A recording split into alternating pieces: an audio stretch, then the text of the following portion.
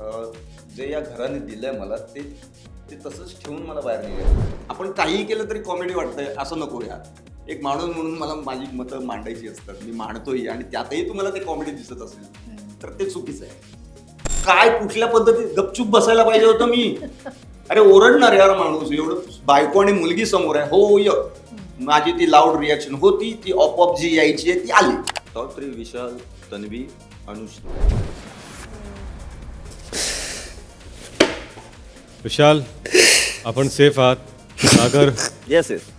Unfortunately no no ठीक आहे, काहीच वाट बघतो तुमची. हो चल बाय बाय. आणि बिग बॉस सागर कारंडेचा शेवटचा रामराम. काळजी घे. Thank you bye bye bye bye Sagar bye bye. Bye Sagar. नमस्कार, मी दीपाली म्हात्रे आणि तुम्ही पाहताय लोकमत फिल्मी. बिग बॉस मराठी सीझन 6 मधनं यावेळेला बाहेर पडलेत ते म्हणजे सागर कारंडे. सागर दादा आहेत माझ्यासोबत. स्वागत आहे तुमचं लोकमत फिल्मीमध्ये. थँक्यू. खरं तर अपेक्षा नव्हती, पण तुमचं जसं म्हणणं होतं मलाही बाहेर काढा आणि आता कंटाळा आलाय, पण अगदी तिकीट टू फिनालेच्या जवळ गेला होता सागर दादा. कसं वाटतंय की फार म्हणजे जेव्हा खरं तर फ्रस्ट्रेशन होतं तेव्हा तुम्हाला बाहेर निघायचं होतं, पण त्याच्यानंतर 2 आठवडे तुम्ही छान खेळलात आणि तिकीट टू फिनालेच्या अगदी जवळ होतात आणि आत्ता बाहेर आलेत. काय सांगाल? हो, माझं मत होतं बाहेर काढा म्हणजे खूप पॉझिटिव्ह नोटलं बाहेर काढा असं माझं मत होतं की जे या घराने दिलंय मला ते ते तसंच ठेवून मला बाहेर निघायचं होतं की अजून काही गडबड होऊ नये यार, माझी मतं बदलू नयेत, मी वाईट होऊ नये किंवा कोण दुसरं माझ्याविषयी वाईट विचार करायला लागू नये. आत्ता आहे जे आहे ते छान आहे, या नोटला मला बाहेर काढा असं माझं म्हणणं होतं. पण नाही, पण यात माझ्या लेखीचं पत्र आलं आणि तिथे जरा माझं विचार बदलले. मी माझे म्हटलं यात आपण आपल्यासाठी नको, घरच्यांची काही अपेक्षा आहेत, बाहेर एक प्रेक्षक वर्ग आहे आपला, त्यांच्या अपेक्षा आहेत खूप, आपले मित्र असतील, फॅन्स असतील, त्यांच्या अपेक्षा आहेत, तर आपण त्या पूर्ण करण्याचा प्रयत्न तर करू. म्हणून मजा आली खेळायला नंतर. पण खरं तर घराबाहेर आल्यानंतर काही स्पर्धकांचे, आता मी बऱ्याच स्पर्धकांचे इंटरव्ह्यू केले, काही स्पर्धकांचं म्हणणं आहे की आम्हाला वाईट दाखवलं गेलं किंवा हे दाखवलंच गेलं नाही. एपिसोड बघितल्यानंतर असं बऱ्याच जणांचं म्हणणं झालं की अरे मी इथे हे केलंच नव्हतं, माझी वेगळी बाजू दाखवली गेली नाही. तुमचं असं काही म्हणणं आहे? तुम्ही बाहेर जाऊन एपिसोड बघितले का? नाही, मी फक्त 3च एपिसोड बघितले, पण मला अजून तरी गरज वाटत नाहीये की मी एपिसोड बघावे आणि माझं काय दाखवलंय काय नाही दाखवलंय. ज्या पद्धतीने लोकांचे फोन्स आलेत, मेसेजेस आलेत, त्यानुसार मला असं वाटतं की मी काहीतरी चांगलं केलंय नक्कीच. आपल्या कॅरेक्टरवर काही लांछन वगैरे लागलेलं नाहीये, आपण कुठल्या घाणेरड्या पद्धतीने लोकांसमोर गेलेलो नाहीये याची खात्री आहे. त्यामुळे मला नाही वाटत आहे असं काही की माझं हे नाही दाखवलं आणि ते दाखवलं. जे चांगलं आहे ते तेच दाखवलं असेल ना, कोणाच्याही बाबतीतलं जे चांगलं आहे तेच दाखवलंच असेल. वाईट नाही म्हणणार मी, वाईट एक तर चांगलं दाखवलं असेल, एक वाईट दाखवलेलं असेल. पण तुम्ही ते केलं तर दाखवलं ना, तुम्ही काहीच केलं नाही तर कसं दाखवणार काही. हा, तर प्रत्येकाची एक पर्सनॅलिटी आहे, जो जसा आहे तसं दिसलेलं आहे. फक्त चांगलीच बाजू मांडली आहे, वाईटच बाजू मांडली आहे असं मला नाही वाटत आहे. कुठल्या स्पर्धकाविषयी असे बायस राहिले असतील कल असतं मला नाही वाटत. 2 टास्क तुम्ही एक शेवटला अत्यंत सुंदर खेळलात. तो म्हणजे एक मध गोळा करण्याचा टास्क होता तो, आणि शेवटचा टास्कही जेव्हा ते पाईप सगळे एकत्र लावायचे होते. ह्याच्या आधी सागर दादांना आम्ही खेळताना पाहिलेलं, पण पॅशनेटने खेळताना ह्या 2 टास्कमध्ये जास्त समोर आम्हाला दिसलं. काय वाटतं, ह्याच्या आधी टास्क परफॉर्म करताना थोडं प्रेशर असायचं का की कसं करू काय? नाही हो, प्रेशर नाही, मला प्रेशर वेगळ्या गोष्टीचं होतं. काय एक कलाकार म्हणून मला फिट राहणं फार गरजेचं वाटतं, आजही वाटतं. काही इंजुरी आपल्याला होऊ नये याची मी भयंकर काळजी घेत होतो की ती आयुष्यभर राहिली इंजुरी तर मला इथून बाहेर पडल्यानंतर अजून 100 ठिकाणी कामं करायची आहेत. त्या एका चुकीमुळे माझं काय आयुष्य पण बदलू शकतं. मी काम करण्याच्या लायकच नाही राहिलो तर मग काय उपयोग आहे त्याचा. म्हणून मी स्वतःला फक्त जास्तीत जास्त सेफ ठेवण्याचा प्रयत्न करत होतो की आपल्याला कुठली इजा होऊ नये याचा मी प्रयत्न करत होतो. पण नंतर घुसलो काय. नंतर घुसलो मग. पण छान खेळलात टास्क आणि खूप सुंदर वाटलं. हा. तुमचे जे काही चाहते होते त्या सगळ्यांनाही तो टास्क परफॉर्म केलेला हो. मी प्रचंड आवडला आणि पॅशनेटली ते दिसलं. बरं सगळ्यात आधी सुरुवातीचा मुद्दा गाजला होता तो म्हणजे तन्वीने जेव्हा तुमच्या कॉमेडी ह्याच्यावर हा. भाष्य केलेलं आणि नंतर त्याच्यानंतर बाहेर बऱ्याच कलाकारांनी मग तुमची बाजू घेतलेली ह्या सगळ्या प्रकरणाच्या बाबतीत. काय नेमकं तन्वीसोबत वाद झालेला आणि नंतर तो वाद हळूहळू कुठेतरी मिटला. लोकांचं असं म्हणणं होतं की वाद होतात पण मग ते स्ट्रॉंगली तसेच त्याच्यावर स्टँड नाही राहिलं तर नंतर मिटवले जातात आणि मग त्याचं काही तेव्हा बाऊ आपण एखाद्या गोष्टीवर रागवतो, आपण आपण रिॲक्ट होतो, आपण भांडतो, पण तिथे असा प्रॉब्लेम आहे की मला 24 तास यांच्याबरोबर राहायचं आहे. मी ते टाळू शकत नाहीये. कितीही प्रयत्न केला तरी ते मी टाळू शकत नाहीये. ते प्रत्येक 2 मिनिटाला ती व्यक्ती माझ्या समोर येणार आहे. मला तिच्याबरोबर राहायचंच आहे. मला काही दिवस घालवायचेच आहेत. आणि हो, मनापासून कधी कधी वाटतं की वाद संपलेलेच बरे ना. त्यावेळी पण तेच झालं होतं की तन्वी जे बोलली होती तर मला माझा मुद्दा एवढाच होता की मग वाईट काय आहे त्यात. जर मी कॉमेडी करतोय आणि लोकांना त्याचं हसू येते तर त्यात वाईट काय, चांगली गोष्ट आहे ना. लोकांच्या चेहऱ्यावर हसू येतं तर चांगली गोष्ट आहे. एवढाच माझा मुद्दा होता. आणि एखादा वाद संपवणं ही सगळ्यात चांगली गोष्ट आहे की समोरच्याच्या बाबतीतला आपला राग जो आहे तो नाही आहे आता, किंवा क्लिअर केलेला आहे. त्यांना काय म्हणायचं आहे, मला काय म्हणायचं हे आपण एकमेकांशी क्लिअर केलेलं आहे. दुसरी गोष्ट अशी आहे की आपल्याला दिसताना असं दिसतं 1 तासाचा एपिसोड दिसतो. सकाळी वाद झालेला हे दिसतं आणि कट टू हे दिसतं की दोघं एकमेकांबरोबर बोलतायत छान. पण त्या मधल्या काळात काय घडलंय हे माहित नाहीये. बरोबर. म्हणजे एक सकाळी भांडण झालं आणि रात्री आम्ही एकमेकांशी बोलताना दिसलो तर मधला पूर्ण दिवस गेलाय ना. त्यामध्ये काहीतरी घडलं असेल, एकमेकांशी बोलणं झालं असेल किंवा स्वतःने आपापली मतं मांडली असतील. तो जो राग आहे, ती जी भांडणं आहे ते मिटवण्याचा प्रयत्न केला असेल आणि जे मिटवण्यात यशस्वी झाले असतील. पण दिसताना ते हे झालं आणि पटकन हे झालं असं नाही होतं. बरोबर. त्यामुळे 24 तासांमधलं तुम्हाला 1 तास दाखवलंय, पण फार मोठा स्पॅन आहे तो पूर्ण दिवसाचा. तर दिसताना जरी ते कट्टू दिसलं असेल की अरे आत्ता 2 मिनिटापूर्वी भांडत होते आणि आत्ता बोलताना दिसतंय, तर तसं नाहीये. शेवटला रेवासोबतही असंच झालं. रेवाही पटकन तुम्हाला त्या टास्कच्या वेळेला असं म्हणाली की कॉमेडी करत तुम्ही हा. बोलताय पण तेव्हाही नंतर मग तुमचं सॉर्ट आउट झालं झालं, आम्ही बऱ्यापैकी बसून केलं बोलल्यानंतर. ते. कारण ते करावंच लागणार तुम्हाला एकमेकांना फेस करायचंच आहे. बरोबर. तुम्ही ते टाळू शकत नाहीये. मला रेवा ह्या घरात आहे, मी तिला इग्नोर नाही करू शकत. किंवा मी किती म्हटलं की ही मला माझ्या डोळ्यासमोर नको, जे शक्यच नाहीये. तर त्यापेक्षा बसा, बोला त्या विषयावर. मी माझ्या गोष्टी क्लिअर केल्या तिच्याबरोबर, तिने काही गोष्टी क्लिअर केल्या. ती पण म्हणाली की यापुढे माझ्याकडून असं होणार नाहीये की काय. मी काही गोष्टी क्लिअर केल्या की मला नाही आवडत अशा पद्धतीने बोललेलं कोणी. तर ते चांगली गोष्ट आहे. रेवा पण बोलली, पण रेवाला आम्ही बसून बोललो हे फार महत्वाचं आहे की आमच्या दोघांनाही वाटलं की हा वाद पुढे वाढू नये किंवा तो राग मनात ठेवू नये, म्हणून मी क्लिअर केलं. ओके. सुरुवातीला बऱ्याच स्पर्धकांनी तुम्हाला एका गोष्टीमुळे टार्गेट केलं, ते म्हणजे की सागर दादा प्रत्येक वेळेला कॉमेडीचा टच देतात आणि टोमणे मारतात. त्यांना जे बोलायचे ते कॉमेडीमध्ये नेतात आणि जे बोलायचे ते ह्युमरमध्ये नेतात आणि बोलून मोकळे होतात. स्पष्ट बोलत नाहीत असं म्हणत होते. त्याला स्पष्ट बोलणं आहे असं मी म्हणेन.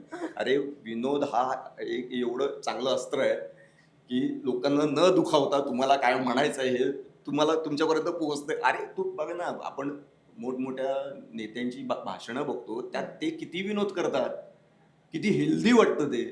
दादा कोंडकेंपासून त्यांच्या लोकनाट्य इच्छा माझी पुरी करा, एवढं सॉलिड लोकनाट्य, ते पण विनोदाच्या माध्यमातून आपल्या सरकार कसं आहे आणि समाजात काय चाललेलं आहे विनोदी पद्धतीने लोकांसमोर मांडलं. आणि तो इग्नोर न करणारा मुद्दा मांडतायत. एक जे घडतंय समाजात हे विनोदी पद्धतीने मांडण्याचा प्रयत्न त्यांचा पण होता, सगळ्यांचाच असतो. आत्ताचे पण नेते खूप विनोदी पद्धतीने भाषणातून त्यांच्या विनोद करून खरी परिस्थिती लोकांसमोर आणतात. विनोदापेक्षा मोठं अस्त्र नाही मी म्हणेन. पण खरं तर हे विनोदाचं सतत असं म्हटलं गेलं की सतत तुम्हाला काही गोष्ट झाली की तुम्ही कॉमेडी करता, पण असं वाटतं की तो एक ठपकाच तुम्हाला तिथे स्पर्धकांनी लावला आणि सतत कॉमेडीवर बोललंच गेलं. हो, स्पर्धकांनी नाही, कॉमन माणसांनी पण मला बिग बॉस हे एवढं सुंदर माध्यम होतं माझ्यासाठी की एक कॉमेडी ऍक्टर म्हणून मला ओळखतातच, ठीक आहे, पण तो एक पहिल्यांदा माणूस आहे यार. तो त्याची मतं मांडू शकतो. आपण काहीही केलं तरी कॉमेडी वाटतंय असं नको यार. एक माणूस म्हणून मला माझी मतं मांडायची असतात, मी मांडतोही, आणि त्यातही तुम्हाला ते कॉमेडी दिसत असेल तर ते चुकीचं आहे. एक सागर कारंडे हा एक माणूस आहे आधी, नंतर तो कलाकार आहे. बरोबर. एवढं फक्त लक्ष ठेवावं, एवढं म्हणून मी रेवाला पण हेच म्हणत होतो. बरं, दोन इथे गोष्टी मला तुम्हाला आठवण करून द्यायच्यात, कारण त्या दोन गोष्टींचे नंतर मुद्दे बनले बाहेर तुम्ही घरात असताना. एक पहिली गोष्ट मी विचारेन ती म्हणजे रुचिता जामदार जेव्हा घरात होती तेव्हा तो जे एक तुम्हाला आतमध्ये जाऊन एक स्वतःचं फ्रस्ट्रेशन काढायचं होतं आणि तेव्हा तुम्ही तिला पटकन ती रडत असताना समजावायला गेलेलात आतमध्ये. आठवतंय की जेव्हा प्रत्येक जण फ्रस्ट्रेशन काढत फोनचं काढत होता आणि कोणाशी तरी बोलायचं होतं तेव्हा, तर तिथे अर्थात बाहेरही असं म्हटलं गेलं की तिचा तो टाइम होता तो सागरदादांनी खाल्ला, प्लस घरातही तन्वीने असं लगेचच, म्हणजे तुम्ही तिथे आतमध्ये गेलात आणि तन्वीने लगेच असं म्हटलं होतं की अरे तिचा वेळ होता ना, तो सागरदादाला जाऊन आतमध्ये तो वेळ स्वतःकडे वळवायची काय गरज होती. प्रत्येकाचा लुकआउट आहे, त्यांना चुकाच काढायच्या होत्या, त्यांनी काढल्या. मला त्या गोष्टीचं वाईट वाटत होतं, मला कंट्रोल नाही झालं. ती अजून कोसळली असती ही काळजी मला होती, म्हणून मी गेलो. बाकी हे पण बघितलं असेल की मी उठून जात होतो, बिग बॉसने मला सांगितलं थांबा म्हणून. नाही तर तिचा वेळ हा असं जरा वेळ इंटेज. आता तन्वीचं असं म्हणणं आहे की मी तिचा वेळ खाल्ला, असं नाही होणार ना. तिचा वेळ आहे. बिग बॉस स्वतः म्हणाले असते मला, सागर तुम्ही जा, त्यांना त्यांचं व्यक्त होऊ दे, तुम्ही जा, असं म्हणू शकत होते, पण नाही, ते म्हणाले बसा. मी बसलो. तिला असं वाटत, तिला काय चुकाच काढायचे होते तर काय करणार आता आपण, समोर ज्याला चुकाच काढायचे आहे तर कुठल्याही काढतो. त्या मागचे इमोशन्स कदाचित त्यांच्यापर्यंत नाही पोचले त्यांच्यापर्यंत. इमोशनली विचारच नाही केला त्यांनी गेमच्या दृष्टीने विचार केला. ठीक आहे, इट्स ओके. इमोशनचाच हा मुद्दा धरून पुढचा मुद्दा असा होता की जेव्हा वहिनी आणि मुलगी आले घरात तेव्हा तुम्हाला खरं तर त्या स्टोरूम मध्ये जायला सांगितलं जिथून त्या दोघींनी खरं तर एंट्री घेतली आणि तिथे तुम्ही गेल्यानंतर जी रिॲक्शन दिली, बाहेर असं म्हणणार की खूप ओव्हर रिॲक्ट झाले, फेक झाले. होय, ओव्हर रिएक्शन होतीच. मी म्हणतो हो, ती रिएक्शन ओव्हरच होती. एवढ्या महिन्यानंतर तुम्ही तुमच्या फॅमिलीला बघताय, काय कुठल्या पद्धतीत गपचूप बसायला पाहिजे होतं मी. अरे ओरडणार यार माणूस, एवढं बायको आणि मुलगी समोर आहे. हो, माझी ती लाऊड रिॲक्शन होती, ती ऑपऑप जी यायची आहे ती आली, एवढंच म्हणेन. कुठल्या पद्धती आता त्यांनी जे असं म्हणतायत त्यांनीच येऊन मला दाखवावं की बाबा तू असा रिॲक्ट झाला पाहिजे होतास, तू असा रिॲक्ट झाला पाहिजे. माझी रिॲक्शन आहे, मी दिली. मला त्यावेळी बरं ते ठरवून पण नाही ना दिली की आता थांबा मी आता असा रिॲक्ट होतो मग मजा येईल. नाही यार, एवढ्या महिन्यानंतर तुम्ही स्वतःच्या बायकोला आणि मुलीला बघताय, कोण कसं रिॲक्ट झालं असतं हा भाग वेगळा लोकांना बोलायला काही जात नाहीये. तुम्ही जरी जे बोलताय ते जरी असते त्या ठिकाणी तर तेही वेगळ्या पद्धतीने रिॲक्ट झाले असते. मी माझ्या पद्धतीने रिॲक्ट झालो. लोकांना काय बोलायचं ते बोलू शकतात, मला राग नाही आहे त्यांच्याबद्दल. ओके. तर सुरुवातीला सागरदादा आम्हाला इंडिव्हिज्युअल दिसत होते, नंतर कुठेतरी टोळीचा भाग होण्याचा तुमचा कल होता आणि नंतर तुम्ही त्यांना उघडपणे सांगितलंय की मी आहे टोळीत पण मी स्वतःची पण मतं मांडतो. पण हळूहळू टोळीतले सगळेच सदस्य सागरदादा कमी झाले. कुठेतरी विशाल तिथे ओव्हर पॉवर होतो का, त्याचा एक सगळ्यांवर असा एक जम आहे का, त्याच्यामुळे टोळीतले एक बाहेर गेले, तो त्याचा गेम होता का? नाही, टोळीतल्याच माणसांना बाहेर काढणं हा कधीच विशालचा गेम नव्हता. मी विशालला खूप जवळून ओळखतो, त्याचे इमोशन्स मला माहिती आहेत, तो कुठल्या पद्धतीचा खेळाडू आहे. तो असला घाणेरडा खेळ कधीच नाही खेळणार. जो समोर चॅलेंज करून खेळणारा खेळाडू आहे तो असं अजिबात नाही करणार. मला नाही वाटत तो असं करेल. ओके. पण आताचा जो राडा झाला आर्मी आणि त्या दोघांचा, विशाल चुकला. हो, माझं स्पष्ट मत, विशाल चुकलं. तेव्हा पण सांगितलं मी त्याला, बेडरूम मध्ये नेऊन मी तेच सांगितलं त्याला, जिथे चूक आहे ना, ऑफकोर्स पर्सनली नाही जायला पाहिजे होतं त्याने, पण तिकडे चुकला. आरबी आणि तन्वी आणि दीपाली आणि ह्यांचा एक जो काटा ग्रुप आहे त्याच्यात प्रभूही होता जो तुमच्या जास्त जवळचा होता आणि नंतर तो तन्वीच्या मागे खेळत होता असं सगळ्यांचंच म्हणणं होतं आणि तो तिचं ऐकत होता. तन्वी आणि तुमचं कसं नातं आहे किंवा एकंदरीत काटा ग्रुपचं, कारण त्याच्यातलं तुम्ही दीपालीलाही आधी ओळखता, दीपाली ताईला, प्रभूशी तुमचं एक खास कनेक्शन आहे, तन्वीशी नंतर सॉर्ट आउट होत होतं आणि आरबीशी असं फार काही तुमचं काही हे नव्हतं. सो त्या ग्रुप बद्दल तुम्हाला काय म्हणायचं? नाही, मी कदाचित एकमेव असा माणूस असावा ज्याला कोणाशीच प्रॉब्लेम नव्हता हम्म. आणि त्यांना पण माझा काही प्रॉब्लेम नव्हता. एक खेळ आहे तो आम्ही एकमेकांबरोबर स्पोर्टिंगली खेळत होतो. एकमेकांबद्दल आम्ही चुका काढत होतो, आम्ही त्यावर बोलत होतो, पण ते खूप स्पोर्टिंगली होतं. मला खूप बरं वाटतं या गोष्टीचं की माझं प्रत्येकाबरोबर चांगलंच नातं निर्माण झालं तिथे. मग तो आरबी मोठ्या भावासारखा होता.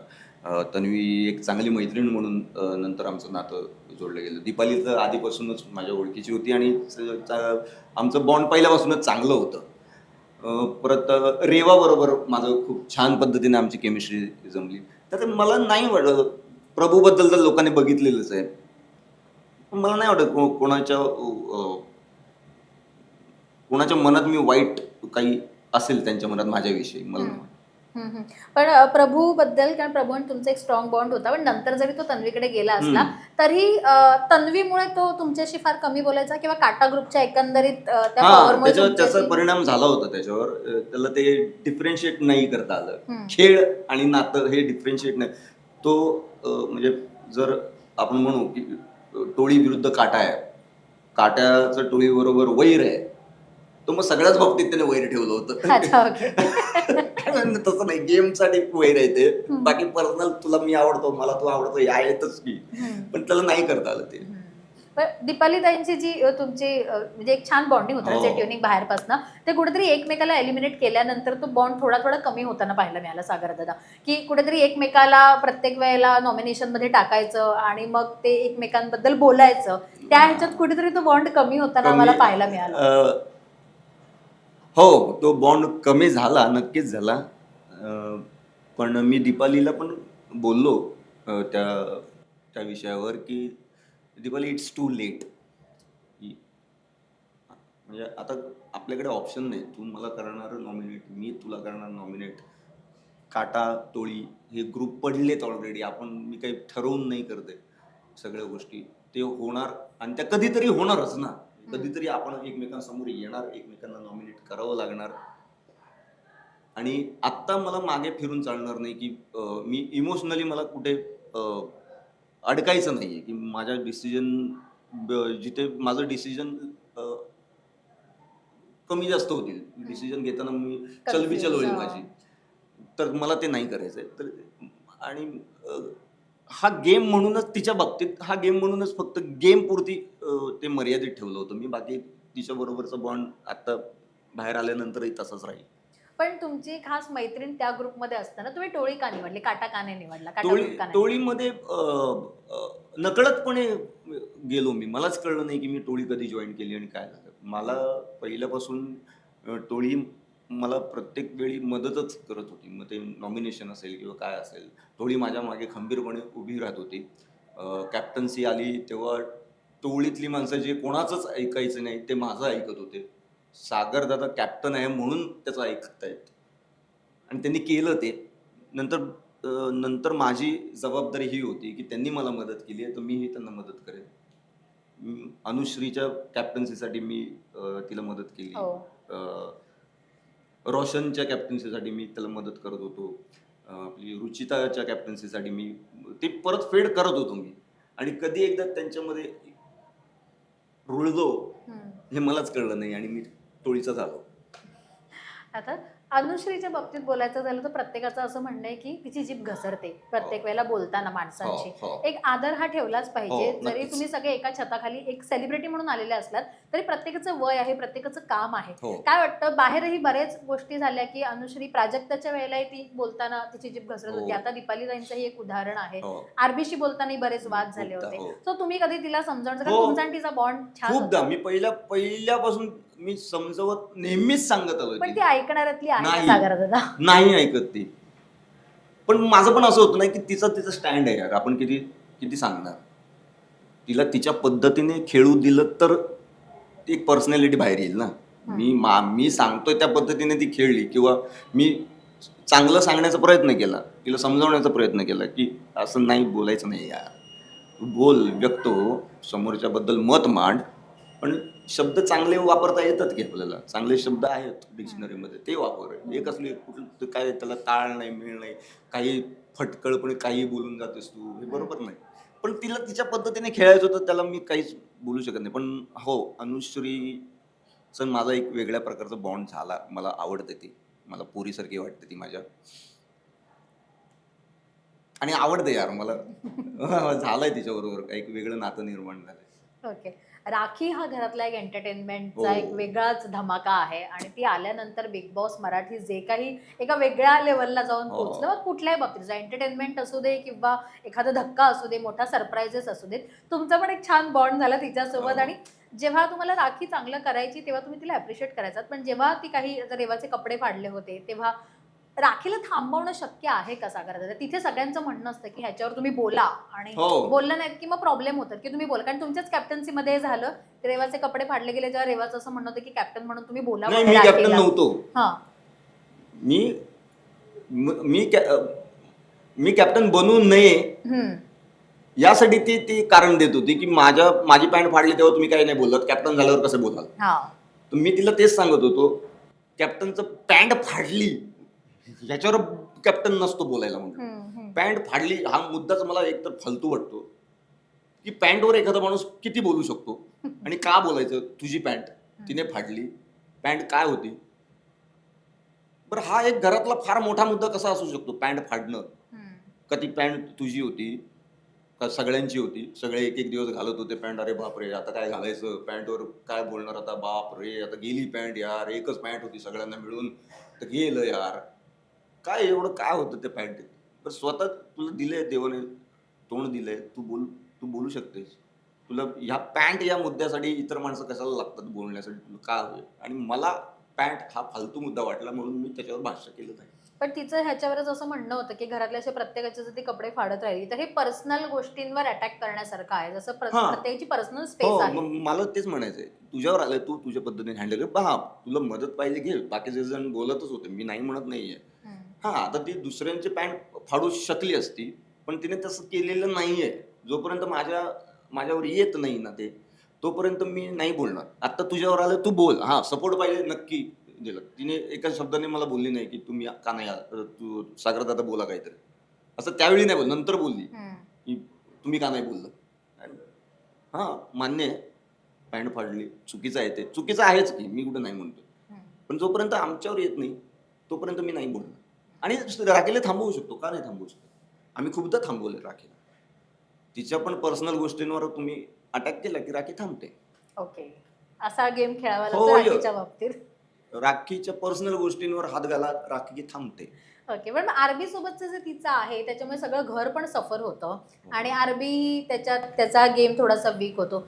आरबी तेवढा रिअल राखी सोबत तेवढा आहे, म्हणजे तेवढा तो म्हणतो ना की स्पष्टपण त्याने ते मेंटेन ठेवलं आहे का, तोही ती जे करते त्याच्यात सामील होतोय, म्हणजे फेक आहे की आरबीचे इमोशन्स जो तिला तो समजवतो राखीला ते खरे आहेत? नाही, मी स्वतः आरबीशी एक दोनदा बोललोय या विषयावर हम्म. की यार बघ, हे डिसिजन तुझं आहे. म्हटलं माझं काही नाही, हे डिसिजन सर्वस्वी तुझं आहे.